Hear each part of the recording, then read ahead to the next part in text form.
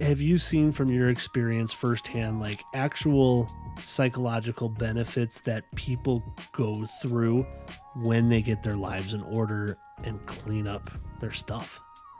Yeah. I think there's the initial relief, which people love. Like, I get in there, if we have a first day of a session, a lot of people are like amazed by the end and they just feel like we've gotten rid of this. Like, I know where stuff is. That initial relief is big time. But then the long term is what I like to go for and really try to encourage as I get to know clients.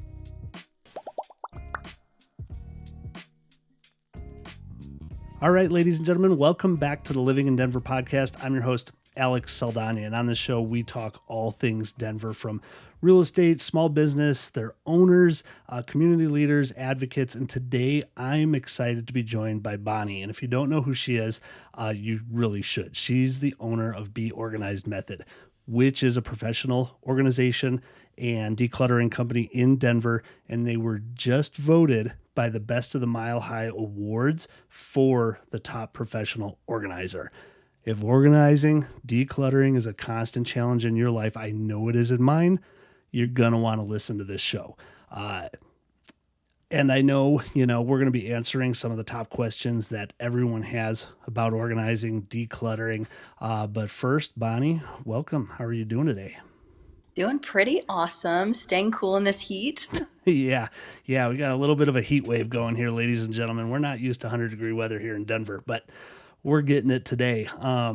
And, we're going to dive in and we're going to ask some kind of nitty gritty details here. A lot of people struggle with organizing, decluttering their lives. And it really fascinates me because I think our stuff that we accumulate over the years is a reflection of who we are, right, as a person. And I love personalities. I love digging into how people's minds work. But before we get there, why don't you tell us your background, who you are, Bohne, how'd you get to where you are today? Feel free to start wherever you want to start. All right, yeah, let's see. Because I was loving how you're saying our stuff. I say this all the time, our stuff tells our story. And that's one of the reasons I love doing what I do. And one of the reasons, like I told you before, that the two other things that I had tried up until this point just didn't work for me. So I was a professional artist. I also worked in production in film. And there was one thing missing the whole time. And when I finally figured that out, and then I got to organizing, which I'll tell you about, it finally ticked off that box. So as an artist, I got to come up with really cool compositions. I got to make cool things. Same with film. We made stories. We had a good time. There were a lot of people. But at the end of the day, I would go home, and I do think there's value in both of those things, but I just did not feel like I was helping someone the way I wanted to help people. And that's something that I've always been driven by. Even during the pandemic, I applied to go back and get a master's to be a therapist. And I'm really glad that didn't work out because it led me here. But yeah, so I think one of the things that got me really interested in this was that it ticked off that box. I get to be jump right into people's lives, and there's just this trust from the beginning. They show me, you know, their basements, their crawl spaces. Really, I in the interview process, I ask them to show me. I'm like, just show me your stuff. It's okay. I've seen it all before. I've been like this too, and I'll tell you more about that. But people just let me into their life. They show me, probably their most stressful area. You can see it visually, and we start from like the worst part, and then kind of get them out of there systematically. So to tell you how I got to Denver, that's a fun story. Um, I moved here a couple. It's been I can't believe it's been a little over 2 years, and I fell in love with the place, and I had to start over. So I moved here for a relationship that didn't work out. Very glad that that didn't work out because it got me here. And I started hiking immediately and was like, I can't leave. I can't leave. I did not, it's pretty cool. I did not have a place to live. I did not have a car, and I did not have a job. So first I got the car. Naturally, I got a Subaru. Um, yeah. And then I got on top of getting a job, and took a while. So by the time I got my first job, I was already looking at part-time jobs, and I had interviewed to do organizing because I was like, well, this is neat. And I had done it for friends and family before. And I can share the story about how I did it for myself as well, because I think that's really important. Yeah. Um, but when I interviewed for that, it just kind of like, it stayed in my brain. I was like, well, this is interesting. I had no idea you could do it as a job. Um, and so it stayed in my brain a little bit. And then after I started my full time job, I was like, okay, I think I'm going to just try this. And I tried it on my own versus working for someone, because I was like, I wanted to be flexible, whatever. And it caught on immediately. Mhm. And I was like, okay, but I'm not going to jump right in, cuz from my past, I actually did not want to run a business. I was like, I don't want to do this. But it showed, like, over time I just kept assessing it. It showed so much promise. It ticked off so many of my boxes personally. Like I said, I was like, at 6 months I left my full-time job, and then for 3 months, I worked part time at the container store to learn the containers. Hmm. Um, and I'm still friends with all of them, which is really cool. So 9 months in, I went full time, and that was it. Went all in. Nice. Awesome. Yeah. So, and that was just a few years ago. So where Yeah. did you come from out of curiosity? What was that where Colorado was amazing in comparison? I am from Memphis, Tennessee. Nice. And then, yeah, but I've lived all over. So, like I said, I went to USC, so I lived in LA, lived in Miami. And so this is my second year in business. I think we're within year two. Year one, I managed to go to Miami to work for clients, and to LA, because I just knew people that saw what I was doing. And so I got to do that. And then also back to Tennessee for some clients. Nice. And it's Yeah, it funny, was your really, story on coming out here is not uncommon. And in fact, I have the same exact story, yeah, except I came here with a car and it was with a car. 25 years Okay. ago. So, Yeah, while I was with here, my little Corolla back in Memphis just decided to die. And I was like, luckily, I had an amazing person in my life. And she was like, you have to make, if you're going to hike these mountains, you've got to get it like a Subaru or a four. I didn't even know what four-wheel drive is. I yeah. really did. I didn't. And she was like, you need to get this. And I listened to her, and here Yep. we are. Yep. Awesome. So, your business, let's do the high level overview because I think people can conceptually understand like, Yeah. hey, you're a professional organizer. And, I think you might come into play a lot of times when people are thinking of selling their house or Yeah. maybe advanced situations, hoarding situations, family members, stuff like that, I'm sure comes up too. But give me a high level overview of your business.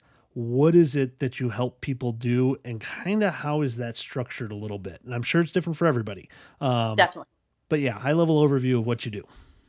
Yeah, let's do the selling homes thing, because that's really applicable to your community. And I just had a call the other day. So they're preparing the house to sell. They have not taken pictures because it's just covered in things. Hmm. Also, we know that once it sells, this person's going to move. So, what I typically do, I have a structure to it, and he and I did a video interview, and I'll take notes the whole time. He'll show me space by space, and I kind of get in the mind of a buyer, and then also photographer, realtor. Like, what do you want to see when you're buying a home? And you want it to be pretty clean and clear, all the stuff. And I know that one of your questions was like, can we move it all somewhere else? It's like, well, where are we going to put it? Number one. Number two, once you go to move, you're just you're kind of kicking the can on the problem. So, or not even a problem, but like a challenge that is going to take some of your time, and it's going to also take money. Yeah. um, so the first thing is, and you correct me if I'm wrong, but the first thing I would think of is pictures, because you want to represent the space nicely with clarity. Hmm. It just, if it looks taken care of, then that price point's probably going to go up as well. Also, when people come to see the home in real life, they can see how spacious it is. If it's cluttered, that it just doesn't make sense to have boxes on boxes of things or Yeah. piles. So what I do is I would look at a space. We get, square footage doesn't matter as much as the I say like volume of item. So Hmm. I did a move for a 7,000 square foot home, but it was not, it was big items. So, you know, if you have a sheet of paper and a pen, it's small, you're going to move it, you're going to make a decision on it, but it's not going to change the space very much. But if you're getting rid of a huge couch, all of a sudden you've opened up several square Yeah. so I've worked in a 2,000 square foot home, and it was just tchotchkes and stuff piled. Like, I think she had probably 15 measuring cups, so Yeah. when I know you asked, like, how do people do this quickly? I don't know that I'm comfortable saying that we can do this quickly, because there's a saying that I love that, like, really the only way through it is through it. And so when I start to talk to someone and it's about going through the whole house, it really is decision after decision. And I think that's why there's a need for someone like me, because people have like a bandwidth cap on decision making. And that's when it gets so overwhelming. Yeah. Yeah, no, I can imagine it. It does. So with that, so you can visually see someone's house and with their objective, right? Whether that's selling that house, whether it's just like getting an order in their life to kind of straighten things up. Maybe a loved one has passed and like it's, okay, now I need to make this space my own because the memories are too tough. Yeah. What's kind of the first step with somebody, and maybe let's shrink it down. Let's take an office. Like, hell, I could use you for my own office. My wife works in here too. She's got her desk behind me. Like, we've got stuff in a small space. Like, you go into a space and you go, okay, what do we do? Like, I struggle. My first thought is empty out the entire room and Nope. start putting stuff back as we go. Like, that's where because that's how I know how. Like, clean out a garage. I I don't know, empty the whole damn thing out. What's the first thing you do? it's it's so funny because I'll find myself doing it too, and I'm like, wait a second. If Okay, I'm gonna use, because I'm drinking out my little water bottle. If the problem is right here, and all we have to do is make decisions about this problem, why are we moving it over here just to make decisions on it? And I do, it's like so natural, but it's one of those, you said, what are the top three mistakes people make? Or like, I wouldn't say it's a mistake, it's just this thing. It's like a knee jerk, like, I need to figure this all out. So I'm going to take it all and put it over here. But then I still have to figure it all out. So what I do, and I think that's where like having the client trust me is huge, because they're like, I've only had one person that I'll explain, that was an ADHD situation, and she was very adamant. She said, I can't stand in this space to make decisions. I need to pull out one piece by one piece and do it like that, where the whole problem is over there, but the one decision is over here. That was a specialty case. Everyone is so different. So it's really about communication. But let's take your office. What I would do is, I imagine you're in a box. We would start your English reader, so top right, or sorry, top left to right. We Mm-hmm. would do it systematically. So we would say, okay, here is a stack. We're going to go through the stack. And okay, so be organized method. My B, it's cute. It stands for what belongs. Hmm. So this would be the belong phase.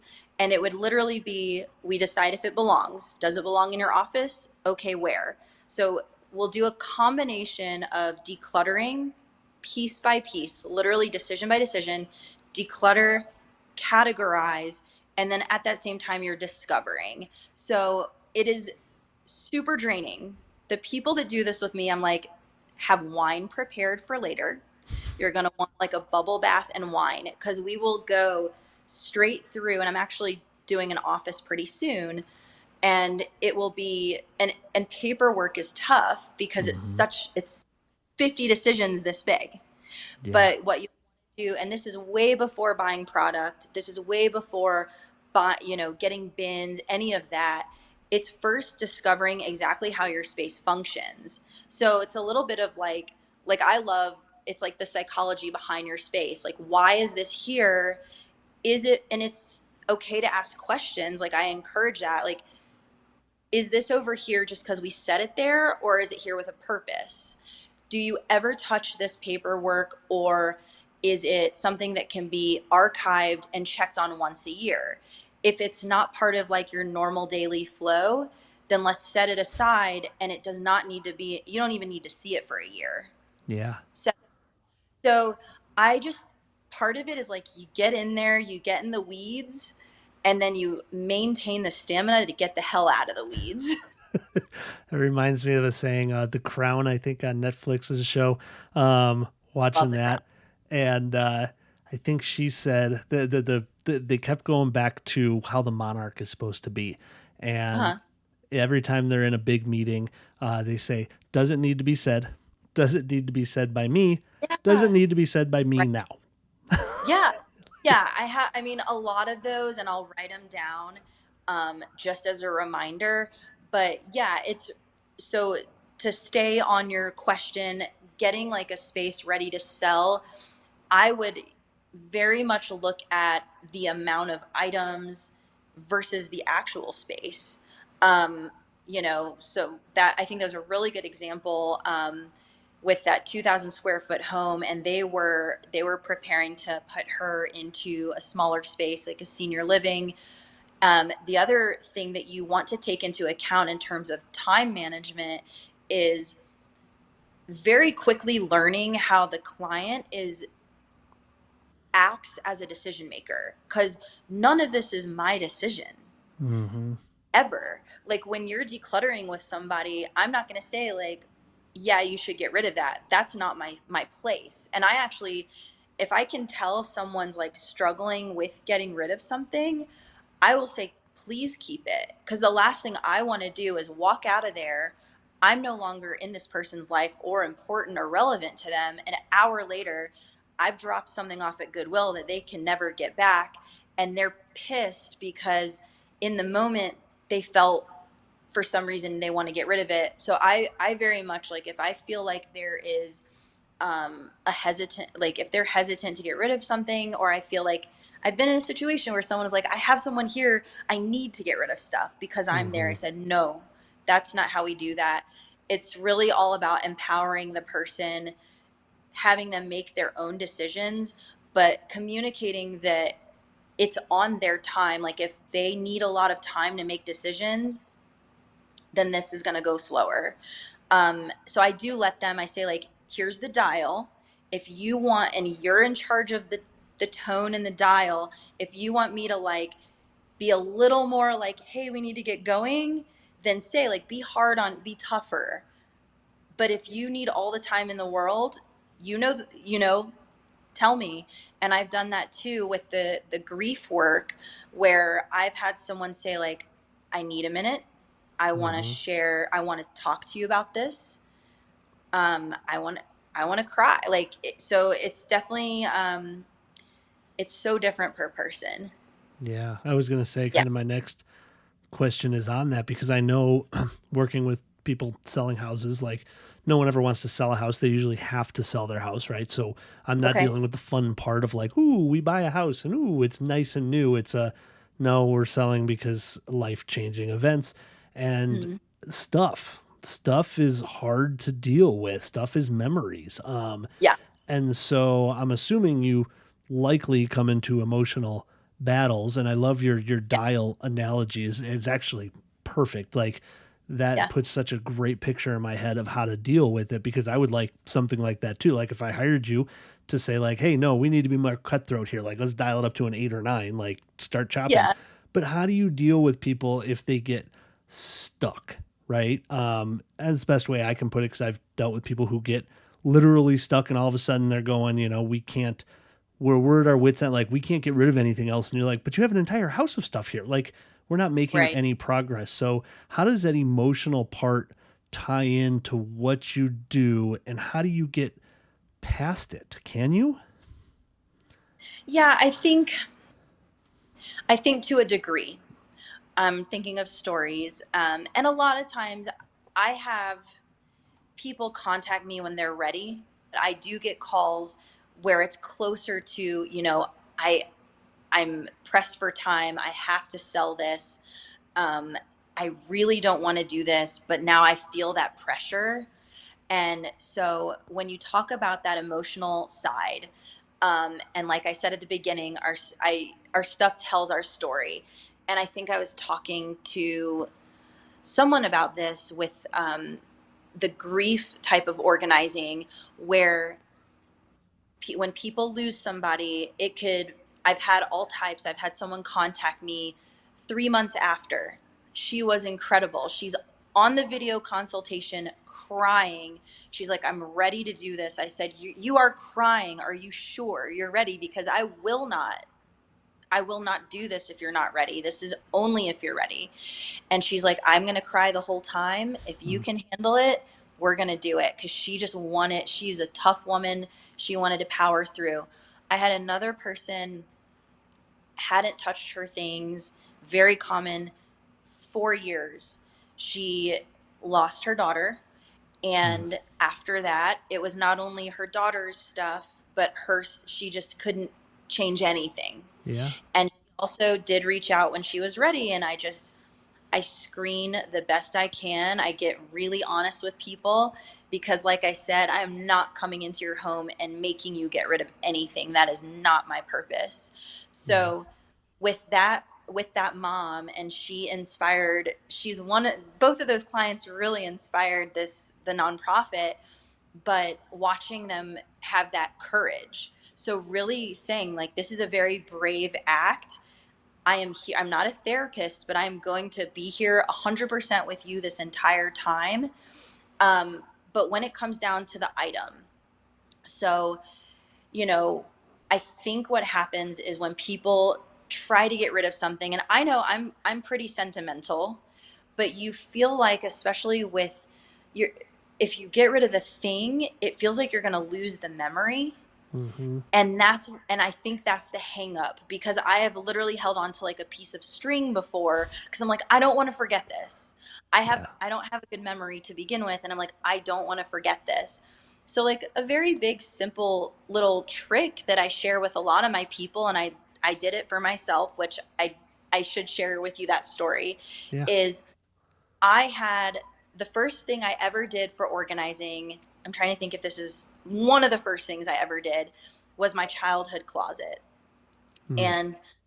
And I'll tell you the story in a minute, but the way that I did it was, I just realized once I had that permission, like, okay, if I can just take a picture of my thing, that kind of gives me that security. Like, if I have the picture, I won't lose the memory.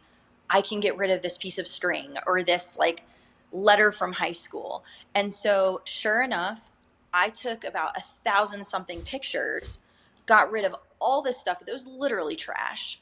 And that gave me the permission to get rid of a good, like, 60% of my stuff, and Mm-hmm. then still having that, like, factor of, like, it's okay to hold on.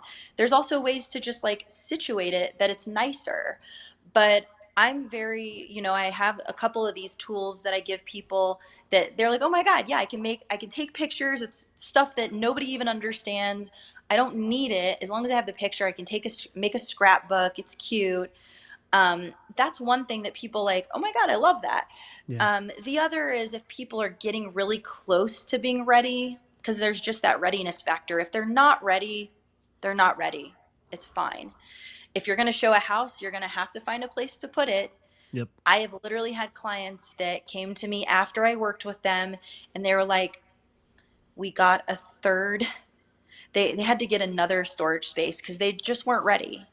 And Yeah. that's the hard part. That's the money part. And I said, you know my number. But when people start to do it, it's like dipping your toes in. You start to feel that payoff of freedom. So we'll get there too. There is, like, psychological freedom to this. But like I said, it takes a little bit of courage to take those first steps and be like, okay, I'm ready for this new version of my life, but I have to create a void, which is from a book, an old book I read that I love. But I do believe in that, creating, like, that physical void invites a new version of your life in. So when people are semi ready, um, I have them take stuff, set it aside, and put a timeline on it. So either 1 month, 3 months, 6 months, like I'm going to look at this box. I don't care if it's clothing, weird old technological stuff that I definitely don't use, a pan, whatever it is. I'm not going to look at it for 3 months, but when my alarm goes off on my calendar, that's my timeline. So you kind of know that the decision's coming, but you Hmm. don't have to do it today. And that's something I do with people in my sessions as well, is like, I can always see someone hesitant. If they're hesitant, we don't make the decision. We put it aside for the second day or the end of day. But I think that gives people a little bit of this buffer time. And what I see more often than not, I would say 75% of the time, by the time the end of day rolls around, I can see that they're confident. They're like, I don't need this. Yeah. Like, I don't need this shirt. So, yeah, it's kind of like little tools that help people get ready.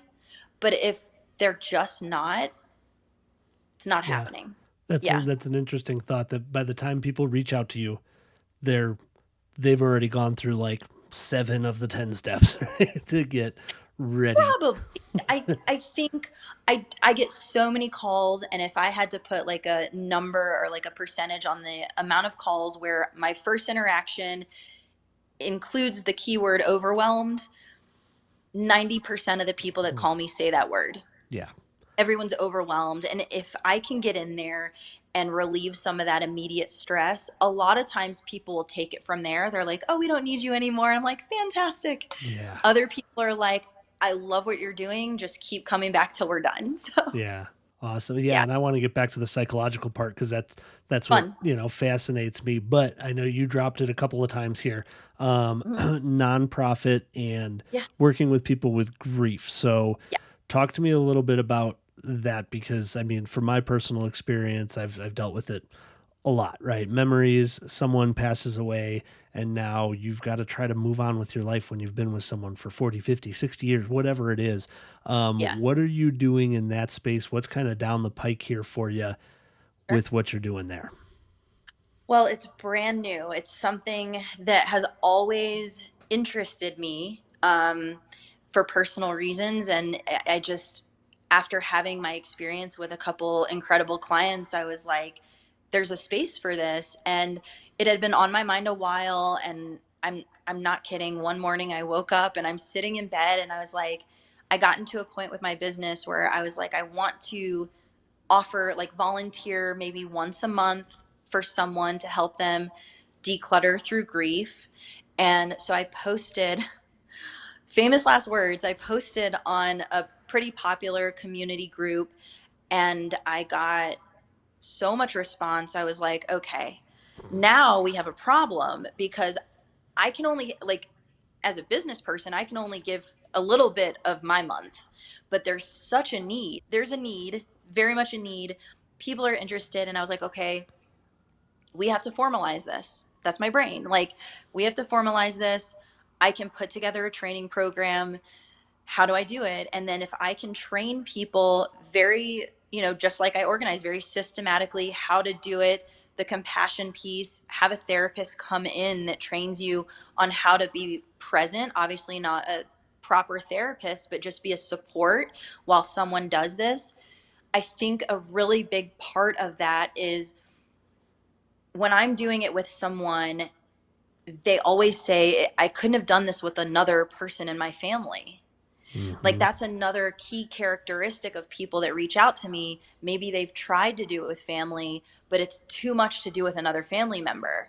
So you want a safe person that can be there with you, that like lets you do the process the way you're going to do the process. So what I thought of was, okay, if we can formalize this, then I can help a lot of people once I've trained volunteers. So you're catching me. I last week I formalized with the state. I got my EIN. I've got to get a board, like it's Yeah. brand new. Yeah. So, ladies and gentlemen, if you're Yeah. listening out there, this is where important stuff lies. Is the good thing us business owners do for the rest of the community. Unsung heroes stuff, and there's a lot of people that want to know how to give back. And if it's okay with you, Bonnie, like feel free to reach out to Bonnie if this is something that is calling out to you on helping people going through grief, Yeah. and needing to clean up their lives, because there's a lot of need for it out there. I can tell you that much. It's unbelievable. I mean, just it completely makes sense to me how, and I guess this is a good part for me to share where I came from, because there's all types of grief. I know for a more structured nonprofit, you have to kind of define who you're going to help. It's hard to judge that. So that's going to be really helpful to have a board of people to create a little bit of structure. But I think one of the reasons this really resonated with me and organize all of it is before I moved to Denver, I was in a very difficult spot in my life, and I had to live at home as an adult. And when you feel like everything is out of control, which it was, all I could think of for whatever reason was organizing this small space that I had, which was my closet.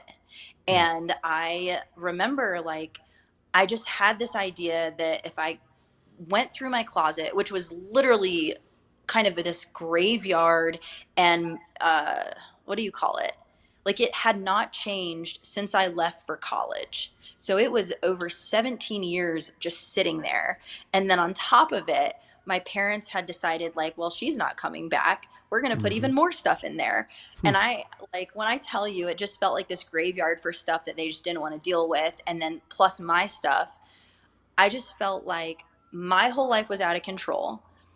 And for whatever reason, if I could go through this childhood closet, which was literally my whole past, so it was really like representative of something, if I could get through that, I felt like something would like dislodge and like open up and I could move forward. And I went through that entire closet. Round one, I actually went through it again. Hmm. That's a fun thing. When you start doing this as a lifestyle, it you just there are layers. But what happened at the same time as doing that, I was changing other totally like relevant parts of my life. And by the time I was through that closet, I moved I moved to Atlanta for a little bit, and my life started to change. And so when people come to me and a lot of people get really, they say, please don't judge me, or I want Hmm. to clean before you get here, or like, hey, I'm so embarrassed, or they want to apologize and all these things. And I say, hey, let me really quick tell you how my life looked a few years ago, because I literally did this to fix my own life. Yeah. Not, and it wasn't everything. It's not like you fix your closet, your life's better, but it's like, if it's part of the equation. And so I feel like I love that, because I meet or I've read organizy type things where they're so perfect and they Yeah. look so, and it's like, did you start like that? Like, I was never perfect. You have to, like, even my space now, I call it like it's lived in. Hmm. And it's not like, it's not a wreck, that's for sure. I am pretty organized now, but like, I it's more about like getting your place to a way that you can function and then keep living. Yeah. And I'm just very real with everybody that I work with. Like, we can get it to look like a magazine cover. Not going to stay like that. Mm. It's Yep. not like, maybe by tomorrow, very few people are going to have a house like that. Yeah. And so I think that the way that I come at this entire thing, it's just how I do life. It's really like, it's just how I am. It's like, I did it to help me, and now I want to do it to help you. Yeah, no, that's amazing. Memories aren't made in magazine houses. They just aren't. Like, Well, they're pretty. Like, it's art where it's pretty to look at. sure, Yeah. totally, but the lived in, something recently in our own life, we've had a few life changing events and hopefully more life changing for some other people that have come into our life. And we have a small house. Like, we're Yeah. in 1,200 square feet, and my clients listening to this right now are going to go, "You got to be shitting me." Nope, there's Yeah. three of us in a 1,200 square foot house with two dogs and a cat, and we both run Oh my. businesses. Like, Yeah. this is what we function in every single day, and we make it work. and our daughter, who's getting to be a teenager now, or in her solid teens now, she's been having friends over lately, and they all live in big houses in Wash Park. And so we get a little self conscious of that and stuff. But all of her friends are so glad and so happy to come over. And it's really Yeah. interesting. And they love it. They feel like they can, and this sounds terrible, they feel like they can come into the kitchen and make a mess and not Yeah. like worry about it. Like they feel comfortable. And they've all commented on it. And girls are just nicer than boys in general. And we love it. So yeah, I know what you mean. The lived in feeling. And when we're showing houses, like there's definitely that feel of the magazine style, just purely staged, cold, versus like, hey, this is lived in and this is a Yeah. well loved home. Whether or not it's a bit messy, that's totally fine. Yeah. But go ahead. I feel like you got a point there. Well, I was saying for sales, I mean, I feel like there is that expectation. You want it like cleaned up. It's like a first date. Like you kind of want to have that effort shown. But when it comes to so that's like separate, which I understand if someone was like staging for that like sale or for people to look through, that's one thing. But the subject matter of just like organizing and expectations on the back of like a session, because you asked the question about maintaining and like how do people stay organized, and that would be more of the like, well, we can get it to that make it look really pretty, and we're going to take pictures of course for social media, Mm-hmm. but let's talk about how we're going to keep it. I always say if you can keep this at 70% of where it is when I leave your house, Yeah. that's so a big part of it, and I think that this helps with the overwhelm, is that acceptance level of like, hey, I need to shift my focus and my priorities a little bit and like get a little realistic. Like, we can get containers, we can create systems, we can create a PDF that every like Monday, Wednesday, and Friday, everyone's going to tidy up for 15 minutes. Like, you can really shift and make it part of your lifestyle, Yeah. but it is not easy. And so the way to soften that like expectation of yourself is to be a little forgiving, be a little like thankful that you have all these things that you have to tend to, that this is why like these piles build up. It's like, I Yeah. personally like, I am aware of like my bandwidth of like comfortability. Like if my space gets to a certain amount of unsettled, then I like hard stop, organize my space back down. So it's kind of Yeah. like keeping that like that level to where you're okay and you're not freaking out all the time because your own space is just not manageable. Yeah. One thing like I love to talk about is when I'm like getting a blank.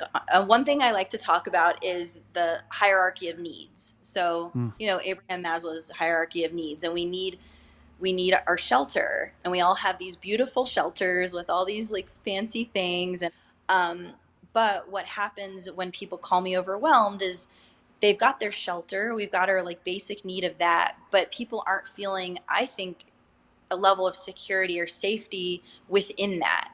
So it's Mm-hmm. like, okay, we have our basic need, but like I'm in it and I'm like losing my mind because it doesn't feel safe anymore. Yeah. Um, so I think one thing about organizing is that awareness of like, okay, if we get it down to here and you just maintain it here, you're not going to be freaking out about it every day or like really, really overwhelmed every single day. Yeah. Yeah. Yeah. Absolutely. So now going back to the psychological part here, Yeah. are there some primary benefits? I think most people can understand that, hey, there's benefits to getting your poop in a group, right? Like Yeah. having things organized just makes you feel better. But have you seen from your experience firsthand, like actual psychological benefits that people go through when they get their lives in order and clean up their stuff? Yeah. I think there's the initial relief, which people love. Like, I get in there, if we have a first day of a session, a lot of people are like amazed by the end, and they just feel like we've gotten rid of this. Like, I know where stuff is. That initial relief is big time. But then the long term is what I like to go for and really try to encourage as I get to know clients. Like if I notice little tiny habits and I see that they're not very helpful, and I see kind of they're so basic, it's so easy, but it's like it's simple, but it's not easy, Yeah. because the maintenance piece is what's going to have like your long-term ROI. I'm not going to be here unless, I could be like a phone call away in 6 months, but the likelihood of you wanting me to come back for 5 straight days is not high. But if we can like figure out some like long-term solutions, and that's just like I'm sure talked or heard of James Clear and like talked about habits and all that. So we're Hmm. same people. Um, that's the work that like my clients have to do once we've talked and once I've gotten to know them. So this like the psychological benefit would be like that immediate relief, and a lot of people love that, or everyone loves that, but the long term is even bigger in my book, and that's identifying like, oh my gosh, as a family, all five of us have I had no clue that we all enter the same doorway. We all drop our things on the floor. And all of a sudden, our entire 5,000 square foot house, it was like and sometimes you need the person, the total random stranger to be in your house and be like, hey, there are piles everywhere. From here on out, the floor is lava. Floor is lava. We're taking every pile, we're putting it up. We're not putting things on the floor. And and these are brilliant people. Like I work with the Yeah. smartest people, creatives, like everything. And it's almost like their life has gotten so busy that these little tiny habits form because in the moment they feel like probably it's very easy to just put something on the floor. Yeah. Well, now the kids learn that, so if we just say, okay, we're going to put like I'm on an island right here, like a big X right here. Everybody put it on the corner of the island. Nothing Yeah. goes on the floor. From here on out, it's in your face. If we set aside 10 minutes at the end of the day for every single person in the family to go to this pile and put things where they belong, okay, now we're starting to implement it as a lifestyle change. Yeah. We have Yeah. a running argument in the house about the cutting board. Okay. We have a Oh, big tell me. cutting board. See We if don't I have a can come up. ton of counter space, but it's Okay. the cutting board. It's okay. My wife doesn't watch this or listen to the show, so she's not my audience. She's out too busy running a company. Awesome. But the most cleaned up spot in the house is the kitchen. I cook for the family and I clean up in the morning, and I keep it as organized as our kitchen could be. And Yeah. so the clear spot in the house always is the cutting board, which is at the front corner of the countertop. So it's kind of close to the entryway of the door. Well, what goes on that cutting board? Gardening gloves, water bottles, keys, all this stuff. And then I take it all and I shove it onto the bar top, which is 6 inches away up top, Yeah. but I have to shove crap out of the way to get stuff on there. And every single day it's the same thing. I watched a video the other day. I sent it to my wife. I'm sure it upset her. It was about ADHD, and it was a lesson he learned, which was don't put it down, put it away. Don't put it Yeah. down, put it away. And I'm like, oh my God, that is my favorite video ever. But the reality of having that sink in is more than I am able to do for my family because I am too close to them. Um, Well, I think the reality of like dropping stuff off, like when you get to the house, that's a everybody problem. Like I I'm trying to think of what I do. I have a place I set everything. If I come in and I don't need to find a space, like I say home within a home, like let's find a home within a home in your home, like, or in your space, your office, whatever. Where is this going to live? So if I get in from my car, and I'm always in between packing, unpacking, whether it's taking stuff to clients, taking things back from clients, restocking all of my stuff that I need. And then every week I'm usually on a mountain, and so that's a whole other situation. I'm just living out of boxes. But mhm. what I do is, I think in every house I've worked in, it's just so common. You're going to have a transitional area, have that basket, put your stuff in there. This is your little to do. And I mean, that's serious goals right there. If you're tackling that basket every day, that's better than me. Like, I it's just realistic to know that like it's very common that everyone's going to have some kind of pile. Every kitchen Yeah. I think should have a junk drawer. I mean, do I organize it? Is it pretty? Yes, it's a cute junk drawer, but Yeah. like and it has its certain things in it too. Like it's not like a landing spot for trash, Yep. but I do think that having like a little common landing spot or transitional area or a to do is so normal and also like effective. So I even do a thing where I'm regularly putting stuff by my door that is like, oh, I need to donate this. Oh, this needs Hmm. to go back to my friend. Oh, I have to return this. So there is like, it's just kind of keeping that flow of life going. Yeah, our junk drawer is my treasure trove of things. I love the junk drawer. Junk drawer is where stuff goes to live another day because instead of it being thrown Yeah. away, it goes there. Yeah. And in 6 months, I will need that patch repair kit for the sledding tube because it popped last year and I never fixed it. And I know exactly where it is. And I love my junk drawer. I love it. Fun fact, I just got patches today. I just and then go, okay, this is very cute. I want to post a reel of this, but I was trying to figure out for big hikes that I do. Hmm. I was starting to accumulate tons and tons of stuff, and Hmm. I was like, I go to like many organizational stores. I'm in REI and I'm at Sierra and I'm looking at caboodles online. I'm looking at Amazon and I was like, I'm gonna get tackle boxes to put Mm. all my little tiny things for hiking. And then I was like, and snacks, because I'm very serious about snacks. Very serious. So now I got these two like crazy tackle boxes. One of them's just food and then the other is like all these random hiking like first aid and like extra places, and now I've got my little tiny patches. Yeah. So That's the most yeah. Colorado thing I have heard all month. Welcome to I, Colorado. Here's your fishing tackle boxes with snacks oh, and it's so good. And yeah, I keep it in my car. If anyone needs anything, I yeah. have it. But I get to do, speaking of Denver, Colorado, like I get to do so many basements and garages, and the amount of gear, Oh yeah. I see the coolest stuff. Oh god, yeah. It's the best place for hobbies. I literally before this went and I picked up a mountain biking uh hitch rack for us, which is normally like $500 to $1,000 for what we were looking at. And you're like $100 later for this incredible, That's rack that's a year old, and you're like, if you want to take up hobbies, like secondhand off of Facebook Marketplace is like the best thing in the world because you can try whatever you want. Because everybody tries stuff here. I use this kayak 4 times and it's not my thing. Okay, awesome. Um, so yeah. if people are going at it alone, what are the three biggest mistakes you see people going at? They look at their space and they go, okay, Yeah. it's time to go. I'm looking at my garage Yeah. and I need to take a nuke to this thing. Like, what are the three biggest mistakes that you see people making when they're trying to reorganize their space? Okay. I'm going to give you two that kind of go together. And the first one is expectations. We talked a little bit about that, but expectations and time management.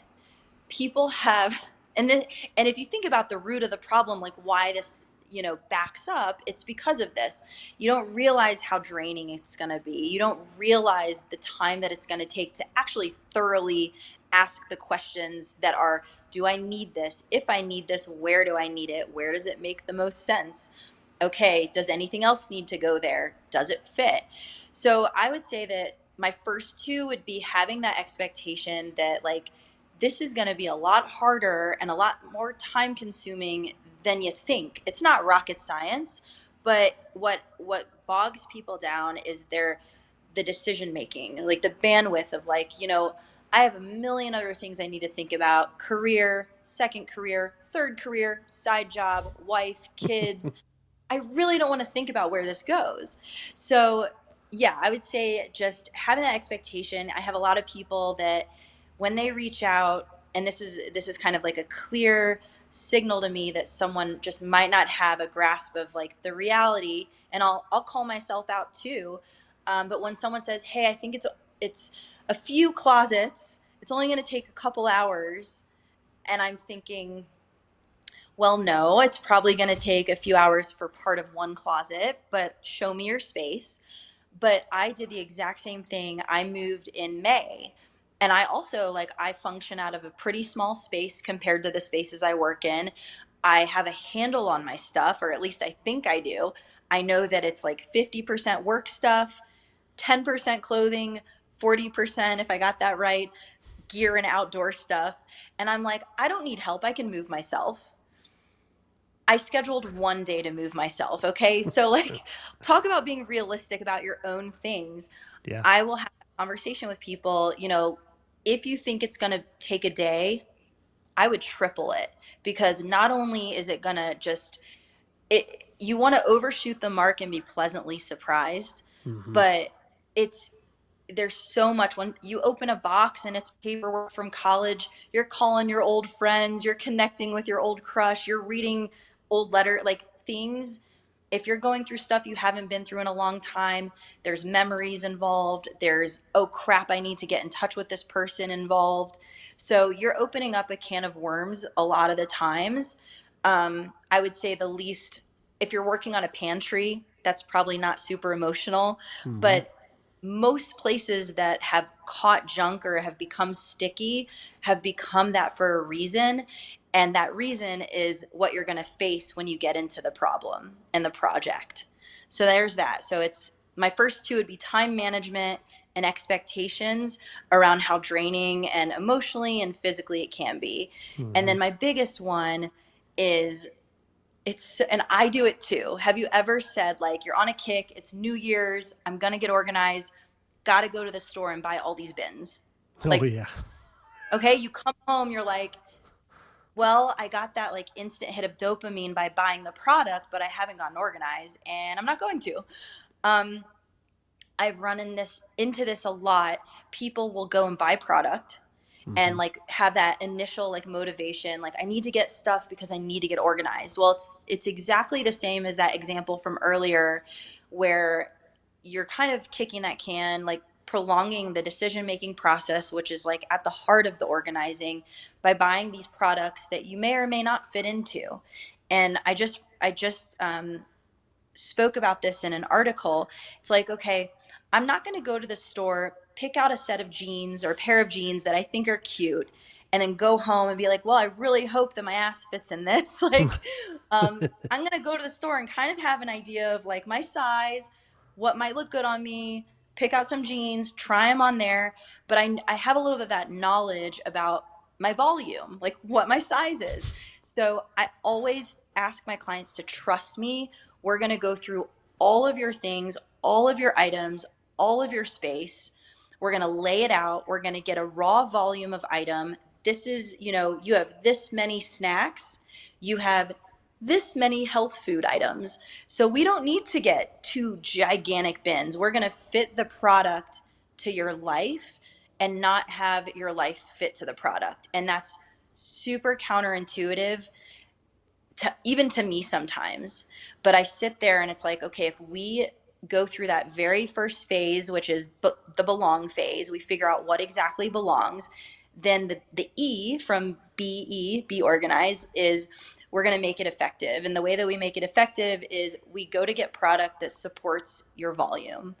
And then you're going in, and I have like my clipboard, my measuring tape. I look like a little intense, but I'm there and I'm measuring, perfectly product that's going to come back to this person's house and fit exactly what they have. Yeah. So, and there's plenty of ways to do it. I'm sure someone's going to be completely opposite of the way that I do it. But so far it's worked for me, and it's about as common sense as I can get for how I do it. Yeah. So if Yeah. somebody, and I know I could talk to you all day about this stuff, Yeah. and I know we've only touched the surface, but Yeah. if someone wants to get a hold of you, right? Mm. They're thinking about either selling their house or just reorganizing it to make their life happier and better. What's the best way for people to reach out to you? Yeah, and I'm sure you'll post all this. Mhm. People come through my Google business page, or essentially like through that they could go to my website, and then there's just a consultation page. So it links up to my schedule, and people just schedule the video consultation and drop right into my calendar. And that's how I've been Awesome. doing it. Yeah, and we will, of course, have all of your contact information below in the description for our audience here. And Bonnie, thank you once again. I can't wait to have you on again. And Cool. until the next time, ladies and gentlemen, happy housing. Awesome.